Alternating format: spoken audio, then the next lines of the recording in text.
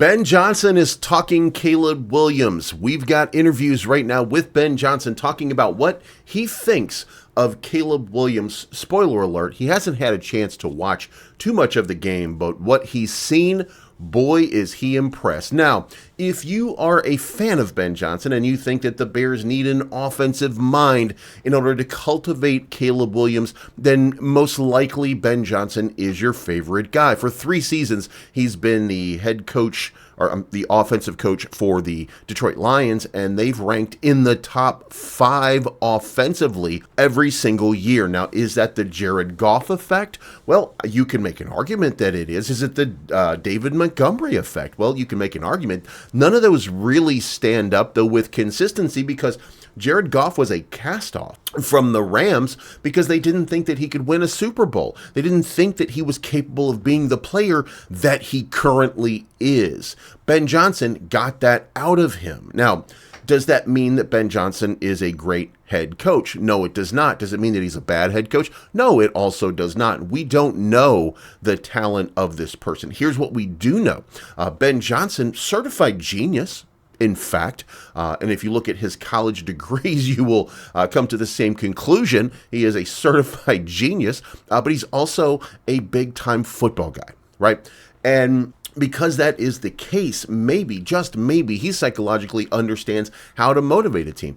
Does he?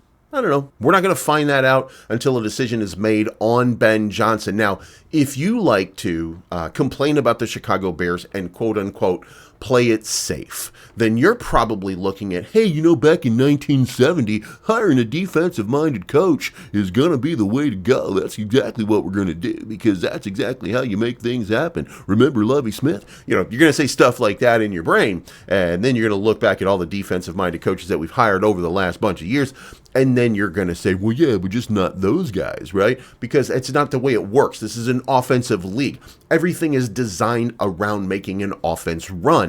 So if you're saying we need a defensive-minded coach, then you're just doing and repeating the same thing that the McCaskies are saying. Do you not see that yet? That every time you say we need a defensive-minded coach because that's exactly what's going to take us to the new level, you're doing exactly what the McCaskies have been doing for 30 years now, 40 years now. Does that sink in? You are a McCaskey. Now, that's nothing against Mike Vrabel. In fact, I think Mike Vrabel is a great leader, and I would be honored to have him as the head coach of my football team. But I want to see Ben Johnson. I want to see what Ben Johnson can do. Now, could he screw it up? Yeah. Could Mike Vrabel screw it up? Yeah. Anybody could screw it up. But the question right now, there's 2 questions really. Is Ben Johnson the guy, and who's his GM going to be? So let's break that down. If you like this type of content, make sure you hit the like button on the way in, and let's go. All right, so first of all, Bears Insider sure makes it sound like Ryan Poles' fate has been decided. Now, here's the statement. Kevin Warren has a decision to make, and if you pull back and look at the big picture, how can you justify giving Ryan Poles an extension and aligning him with a new head coach based on the 2024 team performance? The answer is simple. You cannot. Let me add something to that in a moment. Kevin Warren is going to come to the same conclusion that I have. Ryan Poles must lose his job. There have been plenty of positives about his tenure, but there's no way you can trust Ryan Poles to be the general manager for the next 3 or 4 years, aligned with a new coach as the man to surround Caleb Williams with the talent to take the Bears to a Super Bowl contender. We were just 2 months away from the Bears' 4-2 record. We were all thinking playoffs, and now the team is headed for another reset. This season was a failure in every aspect. Nate Davis head rolled, Shane Waldron head rolled, Matt Eberflus head rolled, Ryan Poles is next. Now, from that context, that sounds like exactly what you would want to hear. However, here's the thing. And by the way, this might come down to George McCaskey. Fortunately or unfortunately, decide forever for yourself, whatever it is that you think, right? I think that Ryan Poles has done an okay job such that I don't worry about him. Now, I look at Nate Davis, I look at that as a problem trade, but I look at there's plenty of problem trades around the league that don't work out. I look at the Chase Claypool move, and I think that, that's a bad move as well. I look at the Velus Jones draft. and I don't like that one either. But I do like Austin Booker. Karan Amagaji, even though he really had a bad first game, I still look at that one as probably a long-term win for this team. Also, look at the Caleb Williams. Look at Caleb Williams. He's not turning the ball over. A couple of fumbles. We do have to grant that there are a couple of fumbles, and there will be some fumbles going forward in the future. But Caleb Williams really is a good quarterback. Is he a great quarterback? Not yet. Could he be? 100%. I look at him bringing in DJ Moore. I look at him bringing in Keenan Allen. I look at what he's done with a lot of different talent around this team, and I like what I see from Ryan Poles. If I blame Ryan Poles, what do I blame him for? Well, the offensive line still struggles. But I think that, by the way, just to clarify here, I don't think that's on Braxton Jones. I don't think that's on Darnell Wright. I don't think that's on Tevin Jenkins. I don't even think that's on Nate Davis. I think that in and of itself is on one person, and that is, well, two people. Chris Morgan, who cannot coach an offensive line, but is for some reason still an offensive line coach in this league, and Matt Eberflus, who kept Chris Morgan around. He's the only guy. Like when you're looking at who do you replace on an offense in a coaching staff, and the one area that you have is the weakest of all areas, and you don't replace that coach, you say, oh, well, that's the guy I want to keep. That doesn't make any sense to me. That doesn't. And guys, when I say that, I mean hysterically. If I could yell and scream at people about it, it makes no sense to me that Chris Morgan would be somebody who's like, yeah, this guy's doing a great job.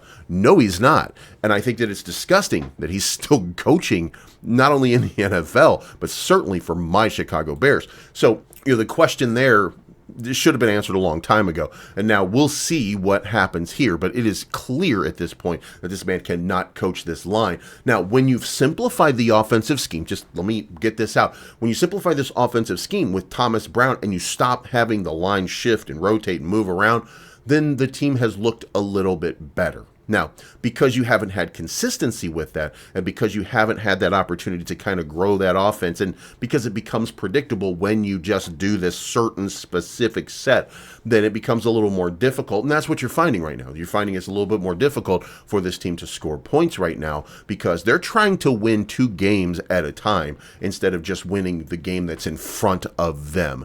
And, to be fair here, before the wheels fell off at 4-2, this team looked ready to compete in every game. And even after some of these losses, starting with Washington, this team still looked like it was ready to win. It wanted to win. It wanted to compete. But there are too many players at this point who have just given up. And look, I'm not saying that they're not playing. I'm not saying that they're not doing their jobs.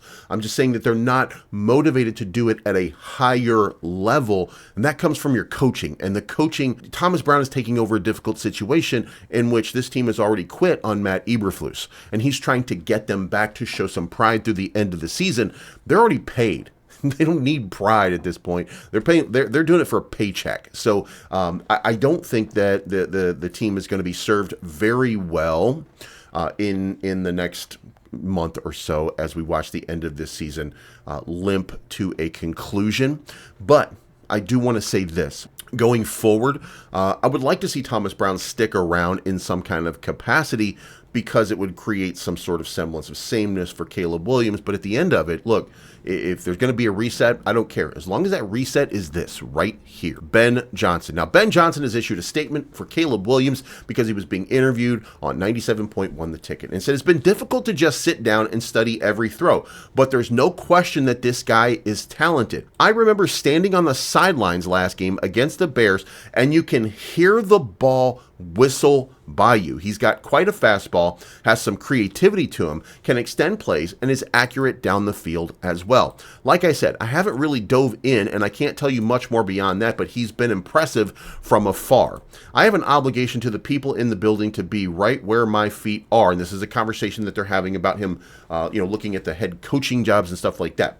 When I walk in and see the coaches staying long nights and working hard as they are here, and I come in and see the players in the meeting room and on the practice field attacking each other like they are, it's hard for my mind to wander much beyond what we're doing in the here and now. He is focused on the moment that he's dealing with right now. And then the question would become, would he be interested in becoming a Bears head coach after this? And look, the answer is a resounding Yes, they've already had these discussions. Now, in the event that they go with somebody else, whatever's best for the team, I'm going to support the management until there's a reason to question the management. And that's what we've done. We've supported Matt Eberflus until there was reason to question Matt Eberflus. We supported Matt Nagy until there was reason to question Matt Nagy. We always do that, right? So I want to see improvement. I want to see, and by the way, I do think that from a standpoint of talent on this team is far superior to what we had 3 years ago. The question is, when does it translate to wins? And that's coaching, and that's getting people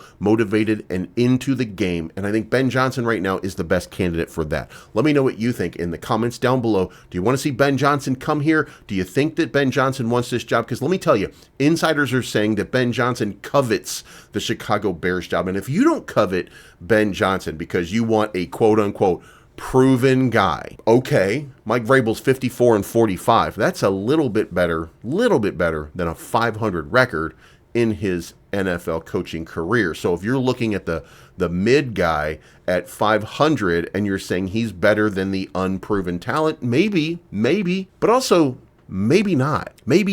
This is the NFL, and it is an offensive league now. It's nice to be tough. I want you to be tough. I want you to bring in a tough-nosed defensive coordinator. I want you to hold people accountable. I want that Mike Vrabel, but I want it on offense. And Ben Johnson gives me that feeling and that sense. Could I be wrong? Yeah, I could absolutely be wrong.